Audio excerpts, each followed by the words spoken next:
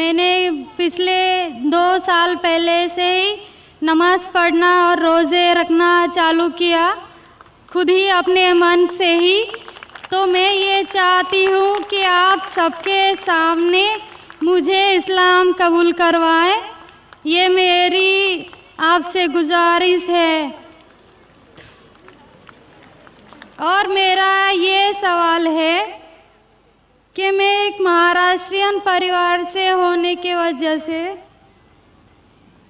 جو سبھی نان مسلم کے دل میں ہوگا جنہوں نے اسلام قبول کیا، وہ یہ ہے کہ میرے گھر پہ جو بت پرستی ہو رہی ہے اسے کیسے روکوں اور اس سے کیسے بچوں، اور میرے ساتھ میرے ماں باپ کو کیسے سمجھاؤں کہ خدا ایک ہے۔ بہن ماشاءاللہ 2 سال سے اسلام کا مطالعہ کر رہی ہے جی، اور اسے یقین ہو چکا ہے کہ اسلام صحیح مذہب ہے اور وہ اسلام قبول کرنا چاہتی ہے۔ بہن میں آپ سے پوچھنا چاہتا ہوں کہ کوئی شخص آپ پر زبردستی کر رہا ہے اسلام قبول کرنے کے لیے؟ نہیں، کوئی آپ پہ دباؤ ہے؟ نہیں، مالی دباؤ یا پریشر؟ نہیں۔ آپ اپنے من سے قبول کرنا چاہتے ہیں؟ جی، آپ مانتے ہیں کہ خدا ایک ہے؟ جی، آپ مانتے ہیں کہ خدا کے علاوہ کسی اور کی عبادت نہیں کرنا چاہیے؟ جی، آپ مانتے ہیں کہ محمد صلی اللہ علیہ وسلم اس خدا کے آخری پیغمبر ہے؟ جی، بے شک۔ اور آپ چاہتے ہیں کہ سارے لوگ کے سامنے آپ قبول کریں؟ انشاءاللہ میں عربی میں کہوں گا اور آپ اس کو دہرائیے۔ جی۔ اشہدو اشہدو اللہ اللہ الہ الہ الا اللہ الا اللہ و اشہدو واشہدو انا انا محمدن محمدن عبدہ عبدہ ورسولہ۔ ورسولہ۔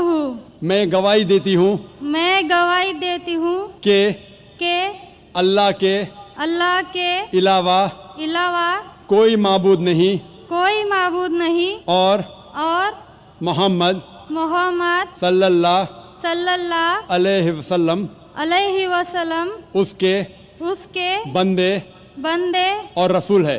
اور رسول ہیں۔ ماشاءاللہ آپ مسلم ہو چکے۔ جی، شکریہ۔ اللہ آپ کو جزائے خیر دے۔ اور میں کہوں گا کہ مجمع کتنے لوگ ہیں پتہ نہیں، 1 لاکھ سے زیادہ لگتے ہیں۔ میں کہوں گا کہ سارے سامعین سے کہ آپ کے لیے دعا کرے اور اللہ آپ کے جد و جہد کو قبول فرمائیں۔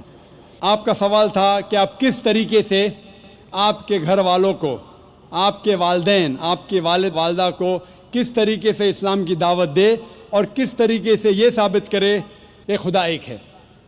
سب سے پہلے جس طریقے سے میں تقریر کیا ہوں، کیونکہ آپ ایک مہاراشٹرین خاندان سے تعلق رکھتے ہیں، ظاہر ہے کہ آپ ہندو خاندان سے تعلق رکھتے ہیں، آپ اگر میری کیسٹ سنیں گے similarities between Islam and Hinduism, اسلام اور ہندو دھرم میں یکسانیت، میں کہوں گا والنٹیئر سے کہ میری طرف سے آپ کو ایک تحفہ دے، آپ اس ڈی وی ڈی کو دیکھیے اور وہ ڈی وی ڈی کا مطالعہ کرنے کے بعد آپ کے والدین، آپ کے گھر والوں سے یہ کہو کہ آپ جو یکساں ہے ہندوازم اور اسلام میں، اس کے اوپر کم از کم عمل کرو، اور انشاءاللہ اللہ سبحانہ و تعالی آپ کے گھر والوں کو ہدایت دے گا۔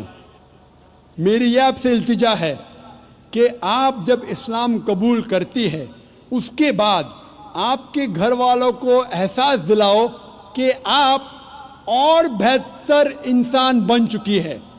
اگر آپ جو کچھ آپ کے والدین کہتے ہیں آپ ان کی ساری باتوں پہ عمل کرو، صرف وہ بات جو اللہ اور اللہ کے رسول کے خلاف ہے، جو قرآن اور صحیح حدیث کے خلاف ہے، اس کے علاوہ جو بھی باتیں، جو بھی حکم آپ کے والدین آپ سے کرتے ہیں آپ اس کا پالن کرو۔